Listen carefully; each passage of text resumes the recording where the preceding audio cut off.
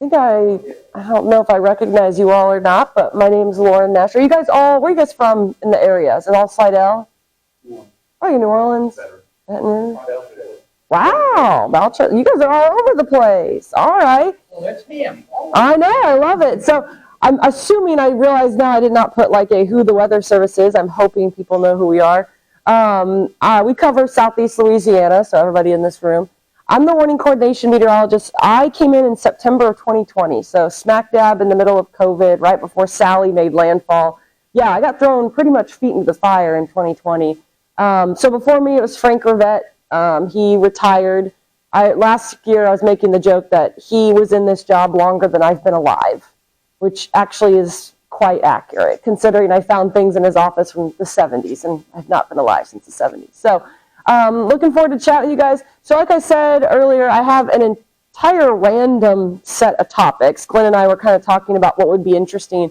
So if there's anything here that if I get to and you guys want to talk more about, or you're like, Lauren, I'm sick and tired of this stuff, please go to climate change, whatever it may be, ask me questions, throw your hand up. I'm an extrovert. I'm used to being an introvert. I'm always interrupting people, so you can always interrupt me.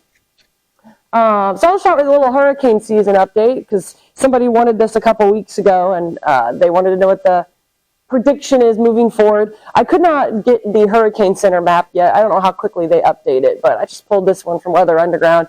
It's been a pretty active season. So this is what NOAA predicted on August 10th. So they had raised their prediction from the May prediction. And you'll see here on the green is what we predicted, and then on the right here, I have how many we've actually had. So we've had 18 named storms, and 14 is normal. So basically it's 14 actual, or forecast actual, and then what's normal. So we're sitting right in the middle of our forecast already, and we're at to above normal. So even though this is a great example of having a very active season, but nothing hitting Louisiana. And every year I go and I do my talks in April, May, and June, everybody wants to know, is it going to hit Louisiana? And I'm like, I don't know, but it's going to be active. And some of that was El Nino. Now, I did watch a webinar that said El Nino only impacts 30% of the actual Atlantic hurricane season variance. So if you guys saw, really, we had a really active year this year, and we're not done.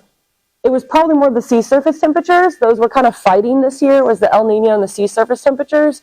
So we are very much in an El Nino, and they're also talking about this potentially becoming a historically strong El Nino, whatever that means. The good news here is that El Nino historically gives us a cooler, wetter winter, which we need desperately right now. We don't need a lot of tornadoes, but we could, yeah. Yes, so some of that also was the high pressure this summer. So we had that huge heat dome. We were all baking all of this. Well, that caused a lot of those hurricanes to spin up towards Florida, go to Texas, go up the East Coast. And then also in El Nino years, a lot of times you'll get those that East Coast storm. So we're not done. That high pressure finally broke down. We're getting some cold fronts as we see today. We still have 2 months left. Michael was almost the anniversary of Michael, was in October, and Zeta was at the end of October as well. So not saying anything's going to hit us, but we are seeing a huge pattern shift with the high pressure moving away. There's always a chance one could sneak its way in still. I always like to show this to everybody. We all know there's a lot of Facebook pages out there that like to show model images and panic everybody. We'll never hide a hurricane from you. If you want to look at the models, look at them. I think you guys are probably a little more weather savvy than some of the general public, so you understand the differences in the weather models. I always like to show this one from one of my favorite pages. I put favorite in quotes. This was I actually just took a big screen capture here, so I didn't go and individually grab these. These were what they posted, one after another, basically, in about a 2-day span. And I'm like, wow, imagine the public looking at this. There's going to be a hurricane in the Gulf. It's going to hit us. We got to prepare. We got to buy water. There was no storm at all in the Gulf that entire month. So that's something we hear that we're fighting constantly, is trying to keep the social meteorologists and the misinformation out of the area. And I always say, if somebody asks us on social media, or if you call us, or emergency manager calls us and says, I see the GFS is spinning up a storm at day 13, what should I do? Absolutely nothing. We will say this till we are blue in the face. Unless it gets within about 7 to 8 days out, we're always going to have the same message from the Weather Service, which is, we don't have any predictability past 7 days. We do. It's about 250 miles at 7 to 10 days. So if you ever see a hurricane hitting New Orleans at day 10, it's probably going to hit Maine. Like, that's how big our error is. It's getting better, obviously, every year, but, still a pretty big error. And the other thing, too, is we saw with Ida, if you are going to get a Cat 4 or 5 hurricane to hit land, it will not have a long lead time. It just won't. It's every single Cat 4 or Cat 5 had basically less than a 72-hour lead time. And that's essentially because once a storm gets that strong, it's going to burn itself out. Like, it can't maintain Cat 5 strength. We saw it with Florence. That came all the way across the Atlantic and, died to a Cat 1 before landfall. Dorian that hit the Bahamas, it spun for like a day and then weakened and moved up the coast. So we always remind people, don't ever expect you're going to get 5 to 6 days on a Cat 5. You're going to maybe 50 hours, 72 hours max, like we saw with Ida. Anybody any, hurricane season questions? I have a little climate change things at the end if you guys are interested. But so the next big one is our radar is moving. The KLIX radar in Slide L is moving. Okay, I'll go ahead and move to that one. But it's going to be super important to send us reports because we're going to have less eyes on the storms. And this is a graphic we've been showing. So it's moving to Licks to Hammond. The other thing is our radars, when they come out of the dome, I don't know how to explain this. I hope this makes sense. The radar beam comes out at an angle. So it spins, it goes out and hits 0.5. Then it goes and hits 1.3, 1.9, 2.5, 3.4. And that's how we sample all the way up in the atmosphere. Now, because the Earth is round, when the radar beam goes out and the Earth goes round, that radar beam hits higher, higher, higher up in the atmosphere as you go out. So my whole point in saying that is right now our beam shoots out at 0.5. And when it goes to Hammond, we're going to lower it to 0.3. So essentially, that's going to give us farther range at a lower level. But also, if you notice the areas around like New Orleans East, Slidell, that's not going to see much of a change in coverage because of that. And actually, Slidell is going to get better coverage because you're no longer in the cone of silence from the radar. And that's why we've only been really showing the positive here, because also trying to explain to a general person that you're going to get 1,000 feet of less radar coverage, they don't understand that. We know 1,000 feet doesn't do anything. So I was getting ready to do this presentation the other day, and I found out from my friend in Mobile that Mobile is also lowering their beam. So even more, Slidell, our 3,000 feet and below is almost to Gulfport. Now with Mobile lowering their radar, their 2,000 feet is going to come almost all the way to Slidell. It's kind of a weird graphic, but whole point is with ours coming down and with theirs coming down, this whole area, basically our entire warning area, is going to see way better radar coverage. So we're super excited about that. It looks like it's going to go down. Do I have it here? No. It's going to go down in end of November, so early December, should be back up in March. I would have personally taken the radar down during hurricane season, but political, because we all know we get all severe weather. So we're doing a lot of work right now. We have our neighboring radars, like Lake Charles, Fort Johnson, Jackson, Mobile. We also have the KMSY radar. We will focus a lot more on the environment. If we know there's an environment for tornadoes, we're going to pull that trigger a little bit more. We also have a lot of satellite data, so we can see, how the storm tops, how the storms are evolving in satellite. And then we also have satellite-based lightning, which there's a lot of really good research. If the lightning jumps, you get about a 10-minute lead time on tornado activity. So yes, we're going to be a little bit blind. We're going to do the best we can for those 4 months, and we're all going to hope that El Nino just gives us rain and no thunderstorms. That's how it's going to go. So any other questions about the radar, guys? I think you guys are all pretty savvy enough to understand how the radar works. When they moved the radar out of New Orleans, they lost, I think, 125 or 50 miles coverage out in the Gulf. Are they going to put the antenna at a high enough So to help the Gulf. Yeah. So if you look at this graphic, there, and you come down here, you're getting some elevation. So we're gaining. I don't know how to say it, gaining. So basically in this area, you're seeing, there you go, you're getting better height coverage. So 500, 1,000 here. In terms of like Plaquemines, questionable, because we do have a map like this that shows where you're going to get worse coverage, but it's not updated to Mobile. So we didn't update that with Mobile's change. I would say it's going to be similar to what it was. We do have a private company putting in radars right now, and St. Mary and Homa are getting them. We have some access from a test perspective, but not an access to make warning decisions, and they only have a range of about 50 miles. Yeah, they're not very useful, but that's fine. So, no, I mean, you'd have to put like a whole new Doppler down there, and we don't have any money to put new Dopplers anywhere. Yeah, the whole Secor accident, that whole, really spun up the whole radar coverage discussion. We do the best we can. Honestly, over marine waters, you guys know any marine people? Have them send us reports, have them send us water spout reports.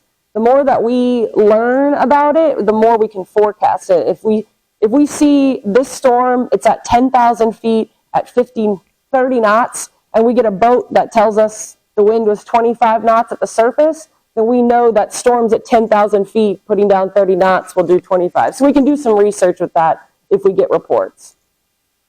Which is my next, if you guys don't know how to completely send us reports, I had Twitter as my favorite, but now that Twitter's doing Twitter things, so X, formerly known as Twitter, we used to have an ability to use a private company's Hootsuite or TweetDeck. If you guys have heard of that, it's basically a way for us to see everything a lot easier, and because of the API rules, it's gone. So I don't even know if Twitter is my favorite anymore, but we have so many different ways to do it. I put phone lower. You can always call us. Please don't take that as don't to call us. We have a 24/7 phone line, unlike other weather service offices.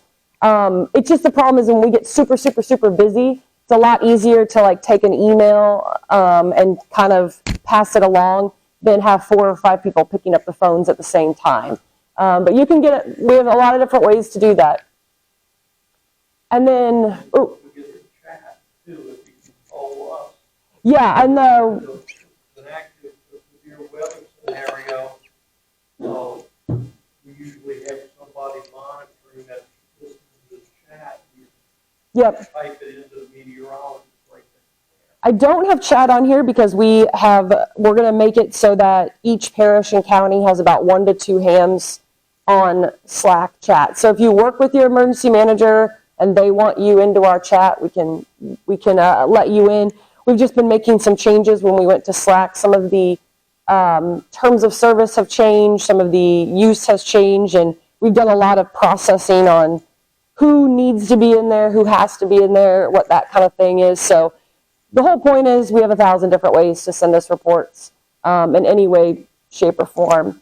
And then on the other side of it is we always get asked, like, what if the office goes down? Like, what do we do if we don't have access to Slack or we don't have access to our internet? One of the biggest differences is between Katrina and here is we have backup offices now.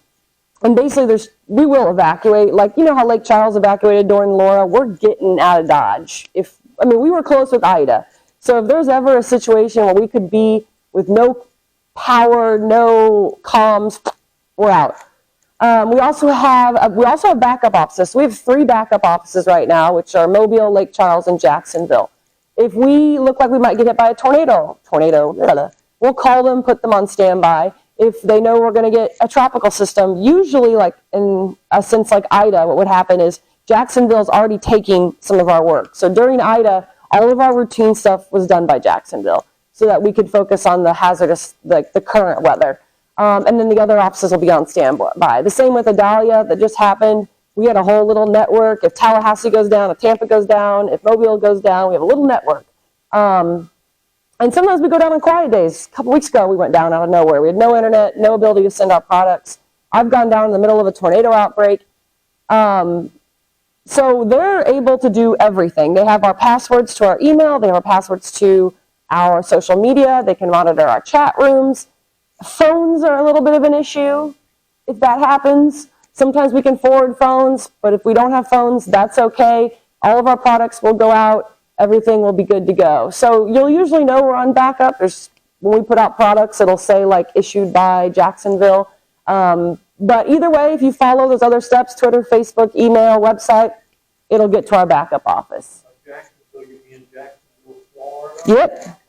Yeah, because imagine if you have a hurricane and Mobile and Lake Charles are being impacted. We want to get somebody completely out of it. And like You didn't mean Jacksonville. No, yeah, we try to stay marine. See, Jackson, Mississippi trying to issue surge products, that probably wouldn't go well. Like Mobile's third backup is Key West, which also doesn't make sense because the storm could go straight up the middle. But so we kind of have like a first, a second, and a third, kind of depending on the event. If we just go down on a quiet day, Mobile will pick us up. If there's a severe weather event that's impacting them, we'll go to Lake Charles. So we have like a whole network of help, essentially. And I say typically if we're down, someone will have internet. Usually one of us is with an EOC or at home or something, but there's always people to help us out. I have that on the next slide too. Oh, and then I have, remember in an extremely hazardous event, life safety is number one. Getting our lives safe, getting us out of the harm's way, and then also making sure those critical warnings are going out, those tornado warnings, those flash flood warnings. In the middle of a hurricane, in the middle of a tornado event, we know it's a hurricane, we know it's a tornado. We don't necessarily need a report that second. So we're always going to be focusing on those number one goals when we get into one of those situations. Receiving weather info is a little bit harder. I do want to say that we are prototyping a new weather.gov. We have Nashville that's working on it right now. It's one of Ken's 10. If you guys know Ken Graham, who used to be at this office, he's the director of the Weather Service now and has a Ken's 10. And apparently that's going to act a little bit like a mobile app. Probably won't have any alerting features, but will be a little bit easier. If you need to get weather info, we have the Twitter IEM bot, which is still somehow working, the X bot, that posts every product that we issue. I always tell people to use your favorite broadcast media app. They have all the alerting features on it. I don't know if it can get certain things like storm reports, which is always a struggle. People always want to get storm reports. But there's a lot of really good ways to get all of our products and not just the warning. I have a dream that one day before I retire, we'll have an app. But I feel like that's not going to happen until I run the Weather Service. So got a few years. And then obviously weather radio. And then I mentioned storm reports on here. I have a lot of hams I've seen around the country. Glenn's been awesome on Slack answering questions for people. I've been cracking up at that because the hams across the country seem to be struggling with Slack a little bit. And Glenn's over here typing to somebody in Houston, Texas, and I love it. But they ask a lot about LSRs because chat used to have an LSR feed. It's rough. I don't have a good answer. Even on Slack, they're not good right now. We have it at the bottom of our page where you can display the local storm reports and you can hit refresh and they'll all be on that one page. And then the Storm Prediction Center has storm reports too. Unfortunately, those aren't, they're not taken out by state, but they do have our LIX identifier on them. So a couple ways to get them if you need to. There's just no perfect way right now. Again, I don't run the Weather Service, but I'll complain to Ken. Put out something like a tornado warning. Mm-hmm. Or a severe weather warning that when it says request the immediate broadcast, we'll usually, if we're on the radio at the time, we'll pick it up, put it out over to 2-7, so anybody on the road will hear it. Also lets the spotters know that they need to be looking. Yeah. See if they see a funnel cloud or something like that, and we encourage everybody around here. We got a big footprint. Mm-hmm. We cover it from Fort Allen all the way to Gulfport. If somebody's seeing flooding, if somebody's seeing hail, anything like that, call it in and we'll type it in and give it to the Weather Service through the internet. Yeah, so many ways to get us those reports. And then I don't have wireless emergency alerts on there, but you all got your test this Wednesday. That means your alert is on. Let me tell you a side rant here. We as meteorologists, the Weather Service, we're always like, oh, we'll issue a tornado warning. They'll get the wireless emergency alert, and they'll just automatically know what's going to happen. The comments I saw on Wednesday after that WIA test, I have no faith in anybody getting a tornado warning and understanding what that means after the meltdown I saw about people, about getting that test. So encourage people. I know, I'm like, you could tell some of these people on Twitter had never been in a tornado warning or a hurricane warning or a flash flood warning. You know, down here, I think we can be pretty used to that. But obviously, if they're in one of those events or they drive into it, make sure, you know, if their Androids are off silent, and as long as your Apples are not on Do Not Disturb, you'll be able to get that. Just found that out. Androids, if you have it on silent, you won't get the WIA, which I haven't taken my iPhone off silent in decades, so good thing the iPhone's alert. So that's basically all I have about like alerting. There's a lot of different ways. I mean, if you guys had any questions about that, no? Real quick one, if you guys may have seen, well, we haven't had any weather, so maybe you haven't seen, but I'm going to go to this graphic first. These are our forecast zones, okay? Most of the rest of the country is going to go one county, one zone. You see it in Wilkinson and Pike and Walpole, Pearl River, one county, one zone. But then you start to see all of Louisiana here, where we have Lower Plaquemines, we have a central and an upper now. So Upper Plaquemines is actually Belle Chase, which is in the Hisders. And then you come out of Central, and then you go down. So we just started splitting a lot of these in 21.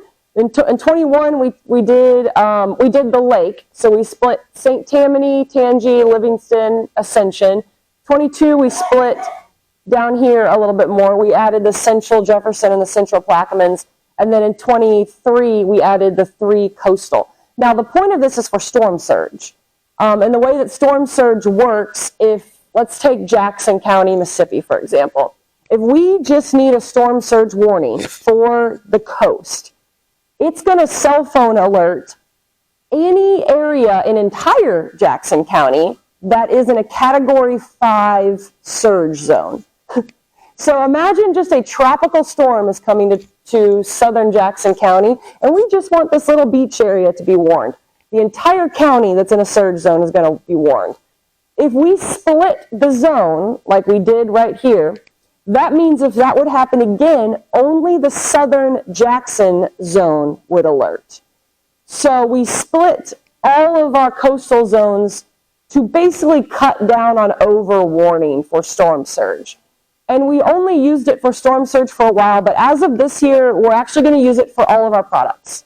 So you'll see heat advisories, wind chill warnings. Oh, we won't have a wind chill warning, but cold, any kind of wind advisory, heat advisory, flood watch, anything that's not a warning. Flash flood, tornadoes, severe thunderstorms, those are like storm-based that follow the storm. Red flag, yeah, a lot of those. So those are all going to be zone-based now. So the reason I'm telling you that is because there might be a chance where maybe we get a wind advisory that's coming off the water. We may only do the water zones for that wind advisory. Or maybe we have a heat advisory that we just want to focus in like urban areas or something like that. So you guys might start to see kind of weird language with lower Jefferson, coastal Jefferson, different language. So that's something we've been working on the last couple years. Any questions? All that. Another random thing, again, told you this is completely random. The University of Louisiana Monroe actually received a funding for a statewide weather network, a Mesonet program. New York and Oklahoma have very dense Mesonet programs. So hopefully in the next couple years, we'll be able to start to see more of these official weather stations coming out. We have our official weather stations, which are, Slidell Airport, MSY, Gulfport, the airports. Any other weather station you see other than those airport ones are not maintained by the Weather Service. Oops, did I mess that up? They're either maintained by a private citizen or another company. So the good thing about these is these 50 will be maintained by a reputable source, the university, and will be very trusted observations. They'll be on parish-owned land, so maybe we'll get a couple in the area. We're trying to fit them in to spots that have less reports. That kind of makes sense. So just something cool coming. that we'll be involved in. Does anybody want to hear about climate change, tornadoes, hurricanes? I don't know if it's cool for you guys or not. Let us know that there's not going to be any more for us. I can't help you with that one, but I can skip a lot of this. More down in our area than we do. Yeah, I think you specifically kind of asked about tornadoes, and I had our Central Region of the Weather Service put something together about some of the research on tornadoes, basically. And you know, we can't always decide. We know the Earth is warming. We know that sea level rise is rising. We can't always tell you if one tornado or one hurricane is impacted by climate change. But there are some trends we've been seeing in terms of tornadoes. I think the last one is kind of really important, is that the number of EF1 tornadoes is actually starting to increase more in fall and winter, which we've seen here. You know, December Araby and Gretna tornado. But there's kind of back and forth where the average number of EF1s, the reason it's EF1 is because EF0s are very difficult to detect. I think I have a slide on that. Number of days with at least one EF1 is decreasing, but the number of tornadoes per day is increasing, and the frequency of tornado outbreaks are increasing. So, which is actually kind of the same with hurricanes, where they think the overall frequency will decrease, but the overall strength will, actually it's almost the opposite. The overall strength will increase. So in terms of our area, I have a couple comments about that. We've always been pretty active with tornadoes. It's just we've had a couple recently that are big. But also something that's really important with hurricanes and tornadoes is we're living in places that are prone to tornadoes and hurricanes. 2/3 of the population of the country lives essentially near the coast. And I just circled a couple areas here where they've had pretty extreme population growth that are in very high tornado areas. So if you have more things to hit, you're going to find more tornadoes. If you have more things to hit, you're going to get bigger tornadoes, because the EF5, El Reno, goes through and swipes out a whole cornfield. We can't rate that as a 5. It can only be rated based on what the cornfields say. But if you put a bunch of houses in those cornfields and they get leveled, we can rate it an EF5. So the population growth is a complicating factor in all of these statistics. And then we also have dual pole. About 2012, 2011, we got dual pole radar. So this example here, if you guys are familiar with radar at all in tornadoes, this is a real crappy radar signature. Like, I don't think I'd warn on this as for a tornado warning if I saw this. It's not your supercell, it's not your hook, it's not your pretty red versus green over on your velocity.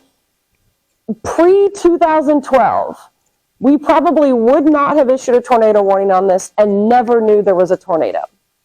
If it hit a bunch of trees, we would never have known, we would never have seen it. But now we have, oh, that black showed up really poorly. Now we have this dual pole, which actually allows us to see debris when something gets hit. So now we go, oh, shoot, that was a tornado and there was some debris. Let me go get in my car and go find that debris.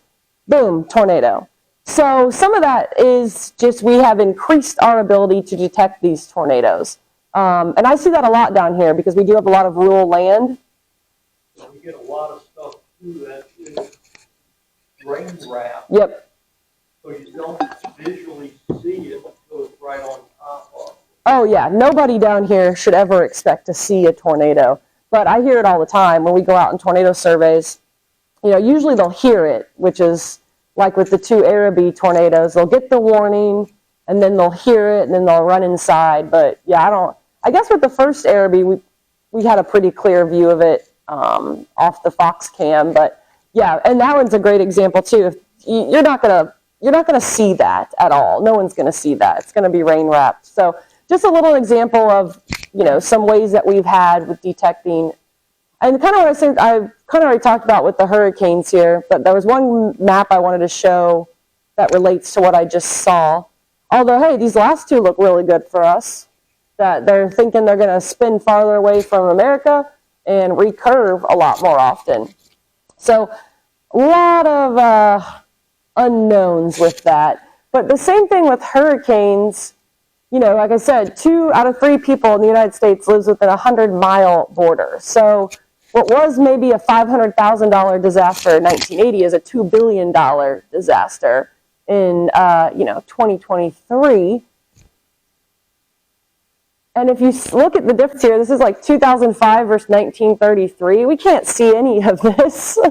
Like all of these fish storms that we have now, you could not see up until probably 1970 or later. So there's always going to be a slight increase in our numbers because of just the ability of all the things we had. If you go all the way back to the 1880s, there was a 1938 hurricane in Long Island. I used to work in Long Island, and so we were looking at that, and there was these local weathermen, because they were all men at the time, wrote like an article in the newspaper and was like, I think a hurricane's coming. That was their warning. That was it. And then some other guy goes, no, I don't think there's a hurricane coming. And a hurricane, Cat 4, came through, plowed through the island. That was all they had. So now we have a little bit more, obviously, from the 1970s to 2000s, getting a lot better with that. Not perfect, as we know, but getting better.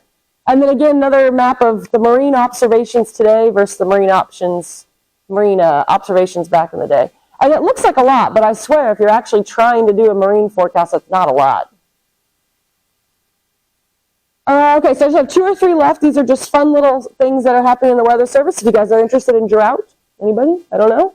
We have a new drought statement. It used to be this very difficult to read text product that you couldn't find on our website at all.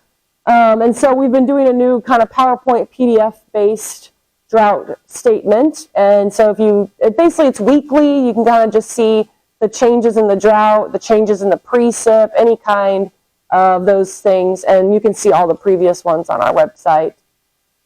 We have a few people here that are worried that they're going to have to pump all. Yeah, I think I have something in there about that. Also, if you guys need anything about our summer heat, we also have a website on about all the summer heat. I could not get all of the records on one slide, just not possible. I don't even think we did all the records on one slide, but we do have a website for it.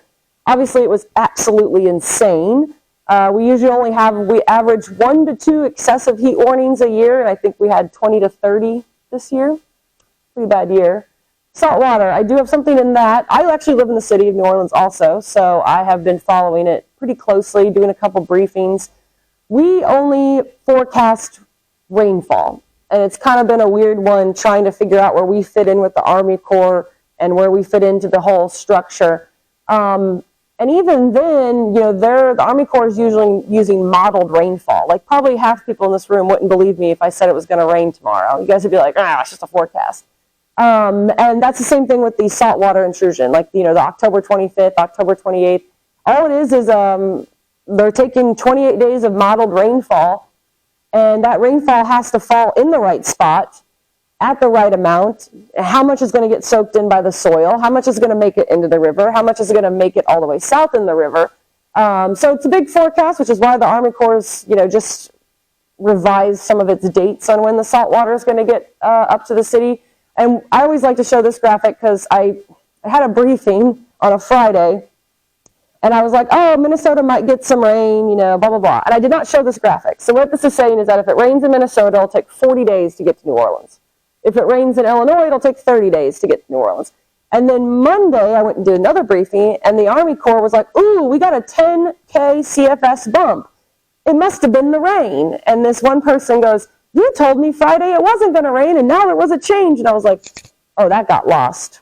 That message got lost. Because just because it rained in Minnesota 2 days ago does not mean it bumped our rain in New Orleans. So the whole idea with the salt water is we're hoping that they build the sill, they build the pipe, we get a little bit of rain, because any rain is going to hold it back. So even 10 to 20 CFS, that's going to hold it back. We're going to need a lot of rain to push it all the way back. So as we get into El Nino winter into November, even just the cold front this weekend, we're starting to get into a wetter pattern. So I'm already starting to drink the water that I bought, but don't listen to me. So that's something that, low river, low flow could have an impact on us. If you guys have a business or anything, you want to be a Weather Ready Nation ambassador, let me know. You can Google it. Basically, if you sign up to be an ambassador, we send emails a couple times a year. The headquarters sends emails a couple times a year. We just want you to be a good steward of our information. That's all it is. That's all I have. Told you it was random as all get out. Whatever came to my mind that I thought people should hear or want to hear. But I'm here for questions if you guys have any, or if you don't want to ask it in front of the group, you can come up to me later. Whereabouts, approximately do you live? You're talking about salt water, having to drink it, probably not after you. Yeah, because you're at Belle Chase, right? So it's going to hit you. I'm on Long before it gets to you. I'm on the Carrollton. Okay. So. A little bit of information. West Jeff has slightly lower water intakes from the Mississippi River. Yeah. And is farther south than the East Jefferson intakes, which are also elevated higher in the river. You should not have to worry about saltwater intrusion into East Jefferson. Orleans is a little bit farther south. They could get it prior to West Jeff. I'm even farther south than Yeah. Chase. And we've never had to worry about it in the past. They build the sills and load dams in the river. Enough water flow usually keeps the salt water out. Yeah. One of the few times it's gotten up above Port Sulphur. Yeah, luckily I've been in all the meetings with the governor and the mayor and the colonel of the Army Corps, so they've been pretty good with explaining, like south of Gretna, you guys only need 30 million gallons a day total, all the way from Gretna down to Plaquemines, and you can put some reverse osmosis in. They're going to barge in water to mix in with the salt water. So they're pretty good finding ways to try to limit it, and then if they build the pipeline to Kenner, obviously then everyone will be fine. So it's They've already connected the pipeline from Belle Chase south. Yep. So that helps them an awful lot there. Yep, and all you got to do is mix it. If you're at like 1,000 parts per million, and you can mix it enough fresh water to get it to 300 or 200, you start to change the process a little bit. It's been a learning curve for sure. Been an interesting learning curve. The drawback of salt is not so much our drinking minor amounts of salt in the water. It's what it does to all the equipment that the water goes. That's what I'm worried about. I'm like, I'm not going to run out of drinking water. I can go up to Slidell and fill up my little bottles and have drinking water. I know, I've planned all this out. I'm not worried about drinking. I'm worried about like my hot water tank and, I have to shower. So, because, the pipes in the city are just crap and lead and all of the above. The water tank probably won't be bothered because you have a glass lining. What about all the little connectors that come into it? Yeah, and all you want to use have what they call a galvanic element in it that's made out of zinc, and it gets eaten up before it eats the tank. But if you're not careful, and that thing gets ate up, then you end up with a major water leak in the house. Yeah, see, The water heater just is all over the place. that's my concern. Blood. That's what I worry about. How I know that? I don't know if I want to know. I used to work for a forensic engineering firm. Oh. We would get calls, water heater leak. Go see where the water heater leaked at. So we'd have to take the water heater in and pressure test it, see where it was squirting at all over the place. So, Yeah. Which means you had to take the whole cover off of it. exactly. Yeah, I'm kind of hoping it, between all the stuff, if we could get it through end of November, we might be okay. But yeah, that was my concern was, okay, how can I turn my hot water heater off? Like, how can I make sure no hot water gets into my system? And I read something about like washers and dishwashers being okay, but I was like, you know what, nothing. I got to shower at some point. So, oh yeah, sorry.